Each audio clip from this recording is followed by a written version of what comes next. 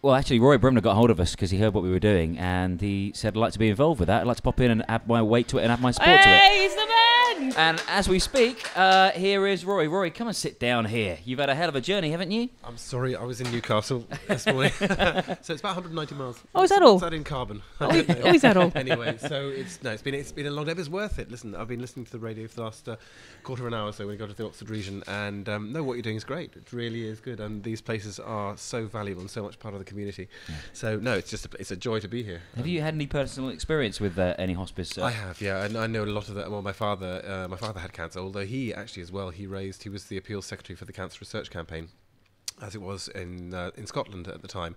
They're still going, but he, I think he did about 20 years up there, and he had cancer himself, and he spent his last few days in the hospice up there. And a very great friend of mine, he lost his wife this week, and she was in hospice. And also my best friend actually has lung cancer at the moment, so I'm familiar with a lot of the issues from different areas. But hospices are the most wonderful places, and I've been here all of 2 minutes, and you can just see the friendliness and the warmth of people around. I think there's something like 20 people here at the moment, and their families are able to be with them. And there's so much that's going on, and I know you've been spreading that message for the last couple of days, or rather for the next couple of days and all day today. But they're just such a wonderful part of the community, because I think you get to the stage as you get older, so many people who suffer from various diseases, and these places they're just all heart, and they really, really do a wonderful job. We appreciate you coming in. And we know you've been on the road for many hours today. I have. I feel like Murray Walker. No, Murray Walker, that's years ago, isn't it? And there it was, round the Oxford Ring Road. Is that what you do to yourself when you're driving long distances? Do you keep yourself entertained? I amuse myself with voices, yes indeed. Actually, I didn't hear, that was another thing, I didn't really hear Cameron's speech today. The last thing, I had just heard the 7 o'clock news. It said David Cameron has said he's ready to leave the country. I thought, he's ready to leave the country. I think it said he's ready to lead the country because I know it gets jumbled, because then the sat nav keeps talking over the thing, and you hear bits of the speech, then you hear Ken Clark going, I remember when we lost power in 1997, when I seem to remember the country was heading towards a pretty large boom. Can I just ask, how does your wife put up with you? And I mean that in the most loving way. We're no longer together. That's sad.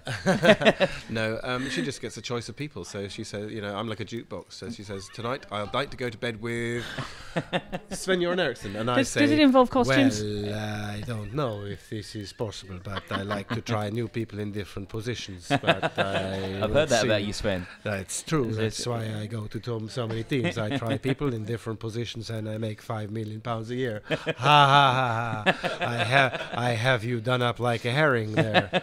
He's worked the system very well. I remember when Tony Blair first came on the scene, a lot of impressionists struggled with Tony Blair because they did. Yeah, I think Tony Blair struggled with Tony Blair, and actually the rest of the country.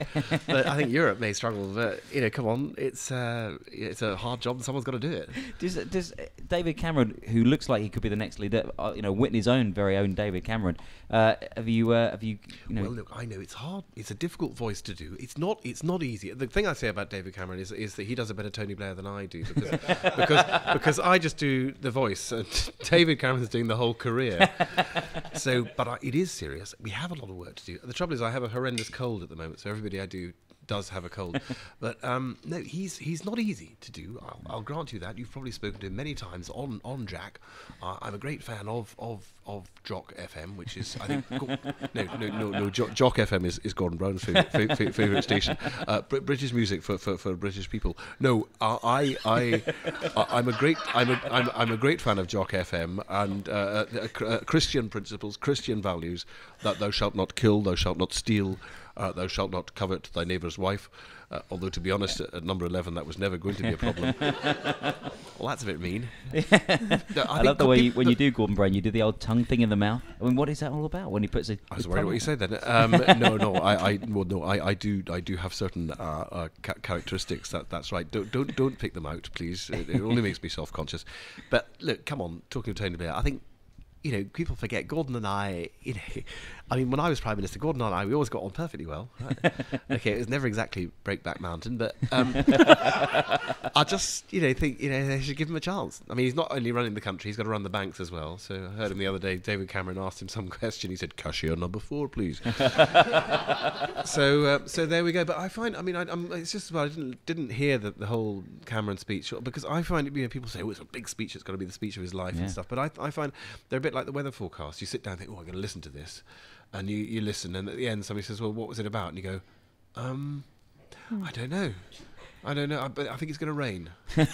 And that's it. But so, it's kind of what I do. In answer to your question of about 10 minutes I've ago, forgotten the question. I forgot, yeah.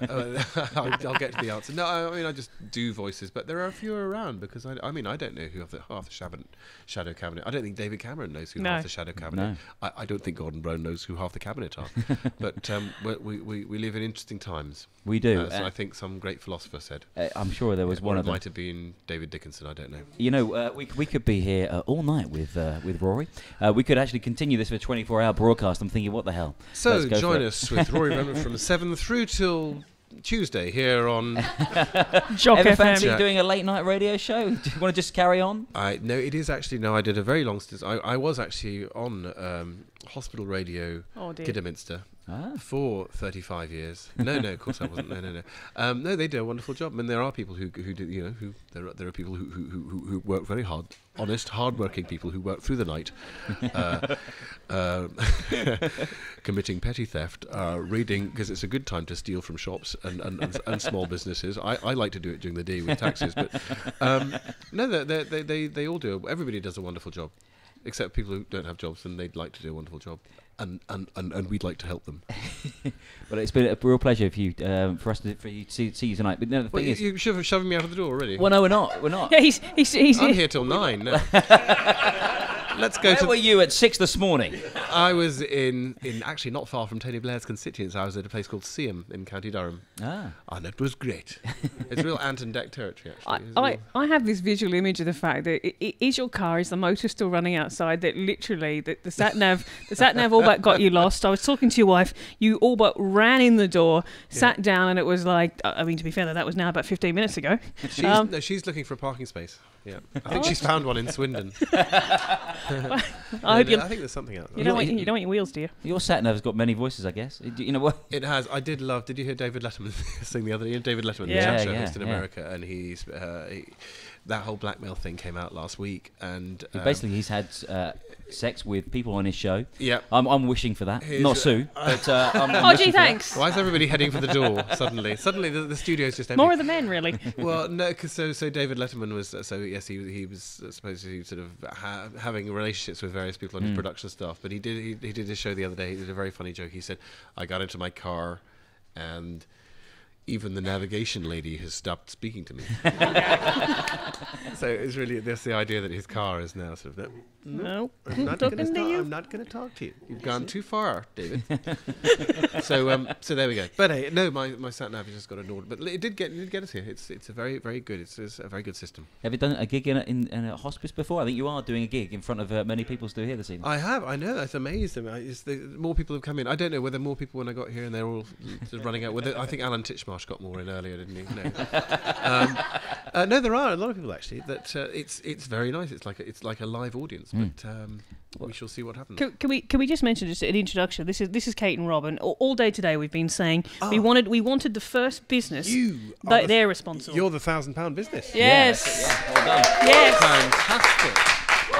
Very, very good. Now, listen, how many more are there out there? This is a big question. Well, we'll be finding them, that's for sure. We need to know. We need to know. No, that's really, really good. So it's taken. So how much longer are you here for? Years. Years. Yes. Okay. No, I think what's 3 days? Yeah, we're here 3 days. Back tomorrow morning on air from 6. How many can we get? Do you think? How many other businesses are there out there? We know it's tough times. Although, don't forget, I led this country. I led this continent into recession ahead of France, ahead of Germany, ahead of Italy, and myself, together with Peter Mandelson. Isn't that lovely? Isn't it? You know, when Mandelson puts an arm around you, that's not so much. No. That's assisted suicide, isn't it? Really? You mean Peter Handelman? That's That's very, right, yes. Well, no, I like to call myself by my proper name. Me, a name I call myself. A long way to go, as we have in the Labour Party, to win the next election. But no, I think, stranger things have happened. I'm still here. He's turned into, is it Norma Desmond from Sunset Boulevard? I'm still big. It's just the politics that got small. I'm ready for my close-up. Jack FM.